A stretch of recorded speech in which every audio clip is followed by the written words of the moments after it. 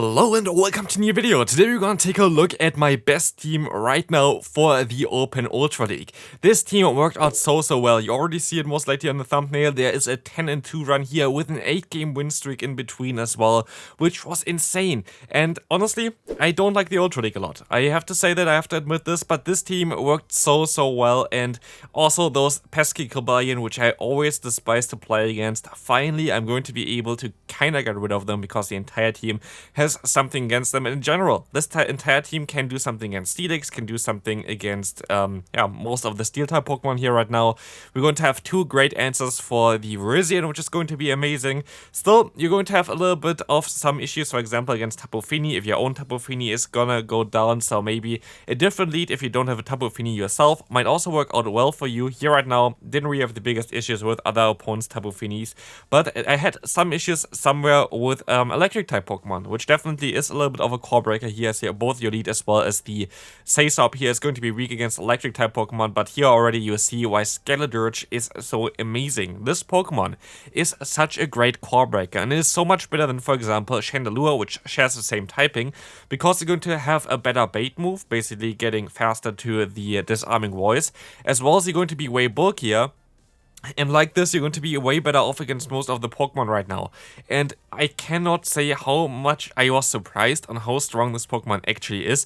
Like, in theory, I already thought, like, yeah, okay, we're going to have so many Fighting-type Pokemon, we have so many Steel-type Pokemon, this Pokemon must be great, right? And honestly, I was surprised on how strong it actually was. Like, this thing is amazing. I can highly recommend you to build one for the Ultra League already. Don't even wait for the Community Day. I don't even know if the Community Day is going to help this Pokemon out too much, to be fair. Maybe you don't run Shadow Ball then, but I feel like Shadow Ball is great coverage. But look at this matchup, for example. We're going to get baited here right now from the double, which is okay for us. But we're going to have us as a Ghost type against something that has payback against us. We only have Disarming Voice to hit them with. But look on how great the Skeledirge here are going to be able to just go ahead and destroy the opponent. We will be able to go for another Disarming Voice, totally fine. Gonna get this shit from the opponent. I don't think our next one going to knock them out, so I go for one more fast move to put them into range, and look at this, realigning our Pokemon. In comes the Toxicroak. Oh, no problem here. We're going to be able to see P-tie on the opponent right now, which is also fine, as the Mud Bomb is not even close to being enough to knock us out, and like this, Skeledirge just completely destroyed the opponent there. And this Pokemon did this not only 1 or 2 times here, it does the entire time. In this Pokemon itself, I would expect that we see an insane rise of this Pokemon during the current meta, because it's just logical. Like, it's literally just logical. We have a ton of Steel-type Pokemon, a ton of Fang-type Pokemon. We have Cresselia, which gets completely hard-locked by this Pokemon. Just before, we only had basically the what's called the Chandelure for this typing, but it was way too squishy for this league. This Pokemon is not really squishy. This Pokemon has some decent bulk, and I honestly can highly recommend you to try that one out. It is so strong right now. It is something that I didn't really expect to be that strong, but it is absolutely wild. I can highly recommend it. Try it out. We're going to have here also the Saisop, of course, of the Charizard. We have a no XL team in general here right now. Just one legendary, of course, with the Tapu Fini, which you can still exchange for something different. You just can look what you kind of want to have with that. I kind of want to have something that beats something like Giratina, can be a little bit tricky, so we have something for that one. And in general, against Dragon-type Pokemon, kind of you want to have something for that one. But here we're going to see now the final Pokemon of the opponent, of course, is going to be the Cresselia, which has literally nowhere to go. What does Moonblast supposed to do here right now? It literally does no damage. We can go for the Shadow Ball, super effective. Bam, gonna do a ton of damage against even a Cresselia here right now. And I'm going to try to get some extra farm against the opponent by going for some more Incinerates here and going now for a Disarming Voice, I thought, but no, they can still go for another charge move here. Moonblast coming through, still does not knock us out, and we can now build up to 2 Disarming Voices against the opponent, or just 1 Shadow Ball against the Talonflame, which is all it takes to knock them out. Again, this Pokemon is just insane. Next opponent, fairly neutral lead. I don't like this lead. I don't like to play against Swampert at all. Something that I actually thought of using as well with this team, which I think would be also a great lead for it, would be Ferrothorn. Ferrothorn would also work out really well, beating basically more strength type Pokemon, but also you're going to be able to be better off against water type Pokemon, as well as against, of course, something like Tapu Fini. And I feel like maybe that's going to be also working out fairly well, especially as you're going to have answers for other steel type Pokemon already in the back here. Here, for example, my opponent going to swap into the Weezing at the same time as I swap into my what's called Charizard here, which is actually very nice because this is the best answer for me for it. The other one, Skeledirge, would be a little bit weak against the brutal swing of the opponent. So here I'm going to be fine letting this move go. And I was like thinking, do I gonna go for the full farm down or for a Dragon Claw? But no, I decided to go for the full farm down, which was not the right play. I should went for a Dragon Claw, but like this, I'm still going to be able to get the full farm down, and we're going to see the final Pokemon of my opponent being a Charizard. It's a Shadow Charizard as well, forcing a shield already, being able to go for another Blast Burn here immediately afterwards, going to get a ton of damage onto them, and now I can swap out into my Skeledirge. This Pokemon will be able to take any move here. The Blast Burn is definitely the harder hitting move from the opponent, but I can just wait out one turn, see if they're going to swap out. They did not, and now I can go for the Disarming Voice, knock them out here. The Swampert comes back in. They can knock me out here right now, but they don't have enough energy or health in order to knock out any other Pokemon anymore, so our Tapu Fini will be enough to knock them out, and we can win this game here fairly easily. Let's take a look at the next opponent. We're going to have a Skuntank in the lead. Horrible lead again. We are not getting even great leads here so far, but still, this team works out super well, and this is the cool thing about ABB lines. If you have a bad lead, it's actually kind of benefiting for you because you kind of want to swap out. And here I'm going to be able to go for first a Dragon Claw, and then I'm going to be able to go ahead and go for the Blast Burn afterwards, as I got the shield already. Maybe I get a shield here right now. Let's see. We do not, and it actually does not knock them out, and I'm going to use another shield here, because for this team, we have a water and a fire type. You kind of want to align your Pokemon correct, and this was definitely the golden decision here right now, as we're going to be able to align our Skeledirge against the opponent's Cresselia. But not only this, I'm also going to keep around my Charizard right now, because they decide to swap out, I decide to swap out. And my Skeledirge, of course, going to have a great time here right now, and I kind of want to take advantage of the scenario in general, so I'm not going to go for the Shadow Ball, I'm going to go for this. Oh, never mind. I'm gonna go for the Shadow Ball. I'm going to still get a ton of energy though, so this is going to be totally fine for me. I could have also went for the bait, I feel like, I don't know. But I will be able to knock out the Skuntank as well, and the final Pokemon is going to be Virizion. Like, what do they think they're gonna do here right now? Skeledirge completely hardwalls both Virizion as well as the Cresselia from the opponent as well. It's actually having a decent matchup against Skuntank as well, because you resist the Poison Fang, like Poison Jab. But you're going to also be able to hit them for neutral damage with Disarming Voice. So this Pokemon itself is just so overpowered. Yes, we're gonna go down here after a while, but we already took 2 KOs basically, and we can just farm down with the rest of our team. So this was absolutely insane again. Let's take a look at the next opponent. We're going to have Tapu Fini against the Sandslash. What do? We're going to stay in here for a little bit, and I want to swap out onto the charge move into my Charizard. Works out amazingly here right now, which will allow us to now just take this drill run, and we see the opponent swaps into the Giratina. This is exactly how this team is tried to function basically. We try to bait out the Giratina so we don't have to face it with our Skeledirge in the back. So here we're going to now see the Dragon Claw coming through, going to do some decent damage. I tried to see Peter here right now, which perfectly works out. I should have went for the Blast Burn though, in hindsight, because I think it does a little bit more damage, even though it's resisted.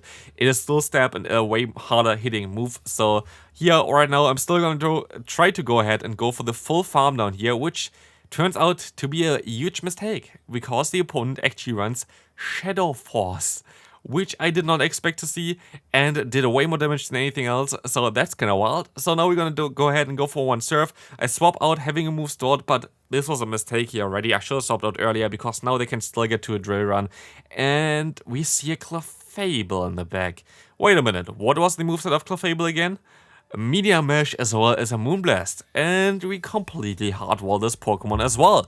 So this is honestly insane how many Pokemon are completely weak to Skeledirge right now in the Open Ultra League right now. So like, I can highly recommend you to try this Pokemon out. I don't know if anybody else already showcased this one before. I have not seen it anywhere yet, and this Pokemon is just so crazy good. So literally a sleeper pick at the current time. I don't think it's going to be staying as a sleeper pick for a long time, because it's such a strong Pokemon. it is literally just overpowered. We're gonna see here right now that the opponent is completely weak to our Pokemon as well, and we're gonna take that win as they're going to move on to a next game. Here I kind of want to talk a little bit about it, because I feel like I misplayed this quite a bit. Honestly, I didn't really know the counts of like Clefable, and of course I have 2 great answers for Clefable in the back, and I have an ABB line. So I should have stopped out already at this point of time. I thought they needed one more fast move, but they didn't, and like this, I'm going to be in such a bad spot. I'm now like low on health. I had a shield disadvantage. I'm gonna go for the bait, which they call of course as well. If I went for the Moonblast, I would have got the knockout immediately here. So I'm forced to go for another surf. And we're in such a bad spot. And we're gonna see the Chestnut, and we're gonna be even in a worse spot, because now we're going to have nothing for the Politoed. The Politoed can spam their weather walls, and it's basically game over. And I think the opponent knows it as well right now. And I don't know if they try to be a little bit cocky, or like, I don't know if they actually don't run a weather ball. But they decide to go ahead and go for Blizzard here right now. Maybe they just didn't expect that they have something in the back for their last Pokemon. But like, this doesn't make any sense at all if you have Weather Ball on this Pokemon. But maybe they're just running Earthquake as well as Blizzard on this, which I would find a little bit weird. But yeah, you can go ahead and try to knock me out with this one, but I don't think it's going to help you too much now, because now I can align my Skeledirge against your Grass and Fang type Pokemon, which is going to completely do nothing against me. And this is the insane thing about this Pokemon. Honestly, it's just so strong. Going to get the shield from the opponent, and that's not all. We can take another charge move from the opponent as well. But like, the only thing, like, either they tried to be a little bit cocky there and tried to go for the Blizzard just because I thought they had a game already, or they didn't have Weather Ball and actually were running Earthquake on their Politoed together with Blizzard. I don't know, but like, that was definitely not the play for them. I'm fairly certain they would have won if they just went for the Weather Ball spam. Like, honestly, I'm fairly certain I would have lost this game, because I don't think there was anything I could do. Next opponent, and here we're gonna go to the weakness of this team. There is not a lot that you can do about the electric type Pokemon right now. I didn't really expect to see that many, because most electric type Pokemon right now are kind of weak against something like Virizion, but also are kind of weak against the counterpart, which is Steelix right now, which I have not seen yet. Like, we are Steelix, man. But yeah, I had to hope that they're gonna go for a bait here. They didn't, and I should have waited out longer as well, because now I couldn't swap out in time. So yeah, this game is kind of over. I'm going to shield up the first move, which is going to be a Wild Charge. They're gonna swap out back into the Ampharos, but I'm not sure how much damage I can go for with the Shadow Ball here right now. And you know already, the opponent is going to have the move Brutal Swing, and Brutal Swing is not going to be too great for us, as we're going to use a shield here, of course. It's going to be super effective, and there's nothing I can do about it. This is going to be sadly the first loss of this video right now. Yeah. Can be like, it's okay. Like, honestly, it's just the double weakness to electric, and you face 2 electric type Pokemon immediately. Yeah, it's a little bit difficult, definitely. Let's take a look at the next opponent. We're going to have Umbreon in the lead. This is going to be a very good lead for us though, and let's see what's coming in. Nothing so far, and now they're going to swap out into the Cresselia. Turns out we have our Skeledirge, and our Skeledirge is going to go ahead and go for the Shadow Ball. This Shadow Ball is going to chunk so much right now from the opponent's health. And like this, they're going to be not in range for Farm Down yet, but they're definitely in range for just disarming a voice plus the Farm Down.